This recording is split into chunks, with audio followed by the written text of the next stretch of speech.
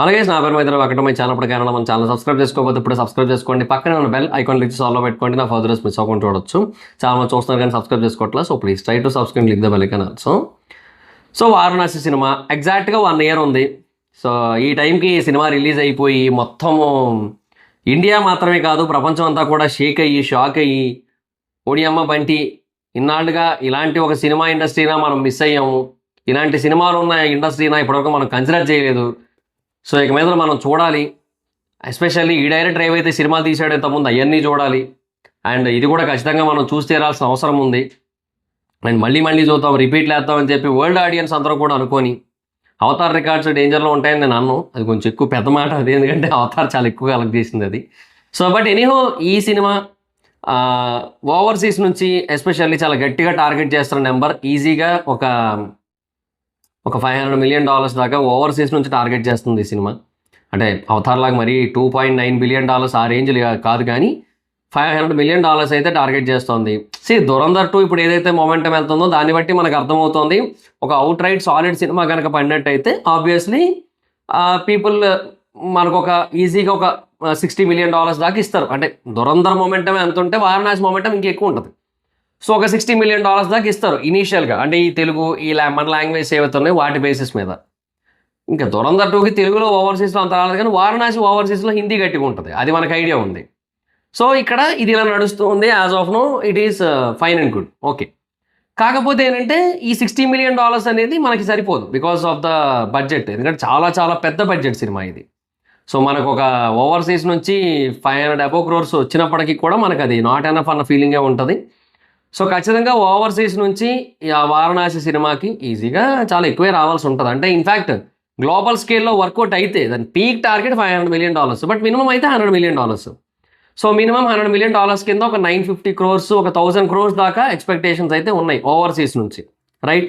So even గల్ఫ్లో కూడా దీనికి అంత ప్రాబ్లం ఉండదు, బట్ గల్ఫ్లో ఈ రామాయణం సీక్వెన్స్ ప్రాబ్లం వాళ్ళకి. సో రామాయణం సీక్వెన్స్ని మోస్ట్లీ రిలీజ్ చేయడానికి ఇష్టపడరు గల్ఫ్లో, based on the religious issues. So అట్లాంటివి ఉంటాయి, మరి మనం ఏం చేయలేం. సో నా పాయింట్ ఏంటి అంటే వాట్ ఎవర్ ఇట్ ఈస్ మొత్తానికి గల్ఫ్లో రిలీజ్ అయితే ఉంటుంది పక్కాగా. దీనికి దురంధర్లాగా మరీ అంత బ్యాన్ అయితే ఉండదు, ఓకే. సో ఎందుకంటే అది కంట్రీస్ స్పైస్ ఆ కాన్సెప్ట్ కాబట్టి అది వేరు. సో దీనికి ఉంటుంది ఖచ్చితంగా, బట్ మేబీ ఆ సీన్స్ ట్రిమ్ చేయమంటారు. పుష్ప 2కి ఎలాగైతే ఈ జాతర సీక్వెన్స్ కొంచెం ట్రిమ్ చేయమన్నారో కొంచెం అలాగే ఏమన్నా చేయమనే అవకాశాలు అయితే ఉన్నాయి యాజ్ ఆఫ్ నో అయితే, ఓకే. సో పాయింట్ ఏంటి అంటే ఇంకా రిలీజ్ ఉంటుంది, చాలా చాలా గట్టిగా ఉంటుంది, చాలా హ్యూజ్ లెవెల్లో ప్లానింగ్ అయితే ఉంది. బట్ $100 million అబోవ్ కొట్టాలి అంటే మ్యాక్సిమం టార్గెట్ $500 million అని అనడానికి రీజన్ ఏంటంటే they are aiming for international release. యాక్చువల్గా చాలా పెద్ద పెద్ద స్టూడియోస్తో వాళ్ళు ఆల్రెడీ కొలాబరేషన్కి ప్రయత్నిస్తున్నారు, చాలా చాలా గట్టిగా ట్రై చేస్తున్నారు. కాకపోతే ఏంటంటే సమ్టైమ్స్ వాళ్ళు అనుకున్నంత నెంబర్సో లేదంటే వాళ్ళు అనుకున్న స్క్రీన్సో అది కొంచెం ఇబ్బంది అవుతుంది. వాళ్ళు ఆల్రెడీ ఐమాక్స్తో కొలాబ్ అయ్యి ఉన్నారు, ఓకే. ఐమాక్స్తో ఆల్రెడీ కొలాబ్ అయ్యి ఉన్నారు. ఐమాక్స్ ఆల్రెడీ చాలా క్లియర్గా చెప్పేసింది వాళ్ళు రిలీజ్ చేస్తున్నారని. ఇన్ఫ్యాక్ట్ ఐమాక్స్ ట్రైలర్ కూడా రిలీజ్ చేశారు. I think that is the second film అంతే ప్రపంచవ్యాప్తంగా ఐమాక్స్ ట్రైలర్ రిలీజ్ చేసిన సెకండ్ ఫిల్మ్, థర్డ్ ఫిల్మ్ అంత మోస్ట్లీ. సో అంత level of promotion only from IMAX జరుగుతుంది. సో ఐమాక్స్ ఆడియన్స్ పిచ్చెక్కిపోతారు వరల్డ్ వైడ్గా. సో ఏవైతే గ్లోబల్గా అంటే లైక్ వేరే కంట్రీస్ అన్నింటిలోని కూడా 120+ కంట్రీస్ రిలీజ్ అవుతుంది కదా. సో ఆయా కంట్రీస్లో ఎక్కడెక్కడైతే ఐమాక్స్ స్క్రీన్స్ ఉన్నాయో వాటన్నిటిలోని కూడా ఆ టైంకి వారణాసికి స్క్రీన్స్ వెళ్తాయి. సో వారణాసి బేసిక్గా పోస్ట్పోన్ అవుతుందేమో అని మీరు అనుకుంటున్నారు, బట్ అవ్వదు. 2 parts సినిమాగా వచ్చినప్పటికీ కూడా ఇన్ఫ్యాక్ట్ ఒకవేళ నిజమైనట్టయితే ఫస్ట్ పార్ట్ మటుకు April 7 వచ్చి తీరుతుంది. ఎందుకంటే మళ్ళీ డిలే చేశారంటే వీళ్ళు ఏ సంవత్సరం చివరకు వెళ్ళిపోద్ది. ఎందుకంటే ఐమాక్స్ స్క్రీన్స్ ఎప్పుడు పడితే అప్పుడు ఎవరు, అది ఆల్రెడీ ముందు కమిట్మెంట్లు ఉంటాయి వాటికి. సో ఆ కమిట్మెంట్ బేసిస్ మీదే వెళ్ళాల్సి ఉంటుంది. సో April 7 కమిట్మెంట్ అంటే ఆ టైంకి వచ్చి తీరుతుంది. సో నెట్ఫ్లిక్స్ కూడా అందుకే హ్యూజ్ అమౌంట్లో ఆఫర్ చేస్తుంది, ఆ డేట్కి పక్కాగా రిలీజ్ చేస్తారు అన్నట్టు అయితే. సో వాళ్ళు ఆ టైం కొంచెం ప్లాన్ చేసుకుంటారు కొంచెం గట్టిగానే. సో చాలా చాలా చాలా చాలా హ్యూజ్ సినిమా, ఓకే. సో ఆ టైంకి ఐమాక్స్ ఆల్రెడీ కొలాబరేషన్ ఉంది కాబట్టి ఐమాక్స్ నుంచి మనం గ్లోబల్గా చాలా హెవీగా ఎక్స్పెక్ట్ చేయొచ్చు. ఒక ఐమాక్స్ చైన్స్ నుంచే మనం చాలా $1 million ఎక్స్పెక్ట్ చేయొచ్చు. సో ఇలాంటి కాన్సెప్ట్ ఉంది. బట్ అయినా కూడా ఆ $100 million అనే కాన్సెప్ట్ మాత్రమే కాకుండా ఇంకా ఇంకా ఇంకా ఎక్కువ కొట్టాల్సి ఉంటుంది. ఎందుకంటే ఇది ఇండియన్ సినిమా స్థాయిని పెంచే సినిమా. ఇది వరల్డ్ వైడ్గా ఎంత ఎక్కువ రిలీజ్ అయ్యి ఎంత ఎక్కువగా ఆడియన్స్ కనెక్ట్ అయితే ఎంత ఎక్కువ రెస్పాన్స్ వస్తే అంత తర్వాత సినిమాలకి రాజమౌళి గారి నెక్స్ట్ మూవీస్కి స్కేల్ పెంచడానికి అవకాశం ఉంటుంది. సో రాజమౌళి గారి కాన్సెప్ట్ కూడా అదే యాక్చువల్గా, దీని తర్వాత ఇంకా పెద్దగా వెళ్ళాలి అని చెప్పి. సో అందుకని ఆయన ఏంటంటే దీన్ని వరల్డ్ వైడ్గా చాలా గట్టిగా రిలీజ్ చేయాలని ప్లాన్ చేస్తారు. సో ఇనీషియల్గా డిస్నీతో కొలాబ్ అవ్వడానికి ట్రై చేశారు, బట్ ఎక్కడో కూడా సిచ్యువేషన్స్ మ్యాచ్ అవ్వాలి. ఎక్కడో ఏదో ఒక పాయింట్లో డిస్కషన్స్లో అది వీళ్ళు అనుకున్నట్టుగా వాళ్ళు ఓకే చేయలేదు. సో అది కొంచెం అటు ఇటు అయింది. అయితే ఇప్పుడు బేసిక్గా మార్వెల్తో డిస్కషన్స్లో ఉన్నారని ఒక పాయింట్ ఉంది, బయట నడుస్తుంది. సో మార్వెల్ డిస్నీదే కదా, అంటే డిస్నీయే కదా దాని ఓనర్ కూడా అన్న పాయింట్ ఉండొచ్చు. బట్ యాక్చువల్గా మార్వెల్ స్టూడియోస్కి ఒక సెపరేట్ రిలీజ్ ఉంటుంది, డిస్నీకి ఒక సెపరేట్ రిలీజ్ ఉంటుంది. ఇప్పుడు ఫర్ ఎగ్జాంపుల్ మీకు ఎలా చెప్పాలి, Sitara entertainments, Haarika and Haasini creations, ఈ రెండు వేరు వేరు కాదు. గట్టిగా మాట్లాడుకుంటే ఈ రెండు ఒకటే. కాకపోతే ఏంటంటే Harika and Hasini separate release చేస్తే కొన్ని సినిమాల్ని, సితారా సెపరేట్గా రిలీజ్ చేస్తుంది కొన్ని సినిమాల్ని, రైట్? అట్లా అనమాట. కొంచెం అంటే బేసిక్గా ఓనర్షిప్ అనేది డిస్నీనే, కానీ డిస్నీ రిలీజ్ వేరు ఉంటుంది. ఓకే, సో మార్వెల్ రిలీజ్ వేరు ఉంటుంది. ఇఫ్ ఇన్ కేస్ మార్వెల్ కనుక వేరే, మార్వెల్ డెసిషన్ మేకింగ్ డిఫరెంట్ ఉంటుంది, మార్వెల్ డెసిషన్ మేకింగ్ వేరే ఉంటుంది, డిస్నీ డెసిషన్ మేకింగ్ వేరే ఉంటుంది.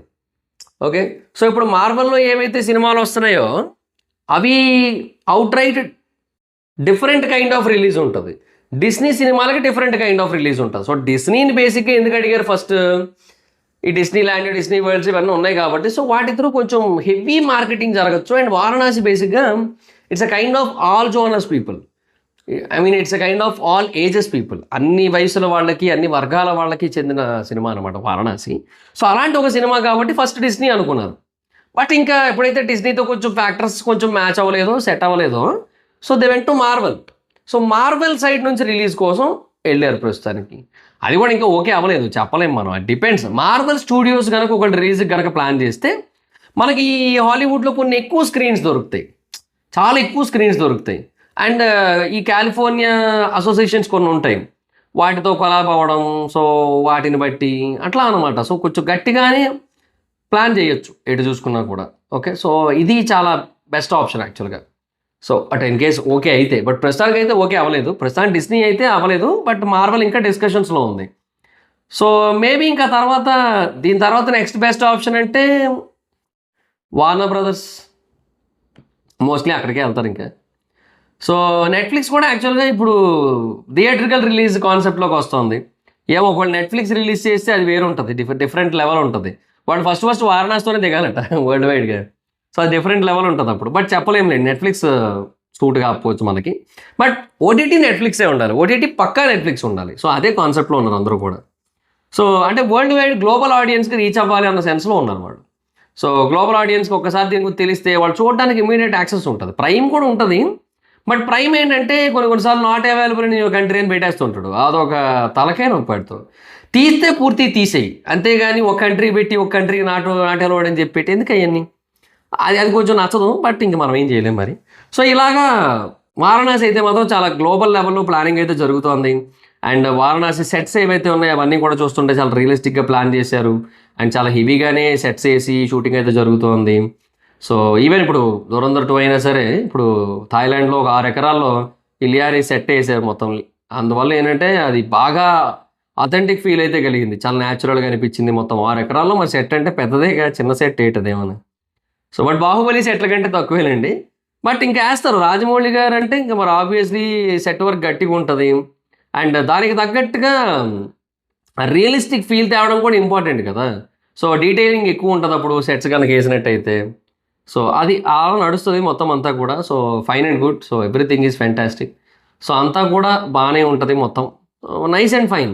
బట్ ఏమో ఇది బేసిక్గా ఒకవేళ మార్వెల్తో కనుక ఒక్కసారి కొలాబరేషన్ ఓకే అయిపోయిందంటే మనం ఆ నెంబర్స్ని ఈజీగా 100 నుంచి 200కి మినిమం వేసుకోవచ్చు.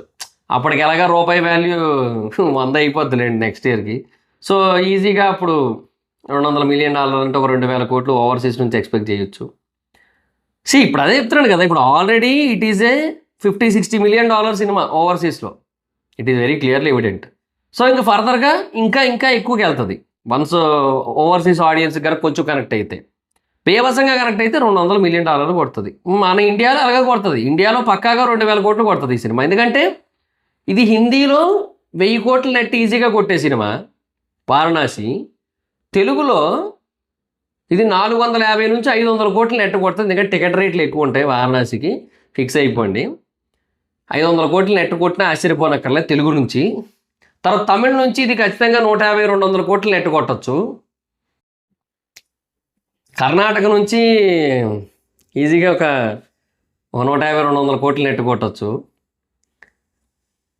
తెలుగు అండ్ కన్నడ వర్షన్స్ కలిపి. మలయాళం కూడా బీభత్సం కొట్టచ్చు. ఆల్ ఓవర్ ఇండియా కలిపి ఈ సినిమా ఒక్క నెట్టే 1800 కోట్లు కొట్టినా ఆశ్చర్యపోనక్కర్లే. అలాంటి నెంబర్లు పెట్టగలిగే స్టామినా ఉన్న సినిమా ఓన్లీ ఇండియా నుంచి. ఇంకా ఓవర్సీస్ నెక్స్ట్ లెవెల్. సో అలా చాలా పెద్ద సినిమా ఇది. చాలా గ్లోబల్ స్కేల్లోకి వెళ్తుంది. అండ్ ఈ ఫ్యాక్టర్స్ అన్నీ కూడా ఒకళ్ళు అన్నీ పర్ఫెక్ట్గా కనుక ఒక చోటకి చేరాయా స్కై ఈజ్ హై అంతే ఈ సినిమాకి. ఇంకంతే, తిరుగు లేదు ఇంక ఈ సినిమాకి. లెట్స్ సీ, చూద్దాం ఏంటి మరి అనేది. So that's guys, this the video.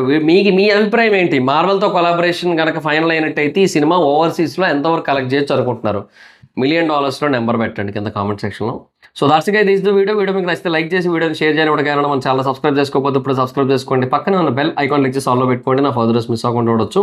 చాలా మంది చూస్తున్నారు కానీ సబ్స్క్రైబ్ చేసుకోవట్లేదు. So please try to subscribe, click the bell icon also. నా ఇన్స్టాగ్రామ్ ఐడి ఎవరు మీద ఎక్కడ వచ్చి ఫాలో అవ్వచ్చు.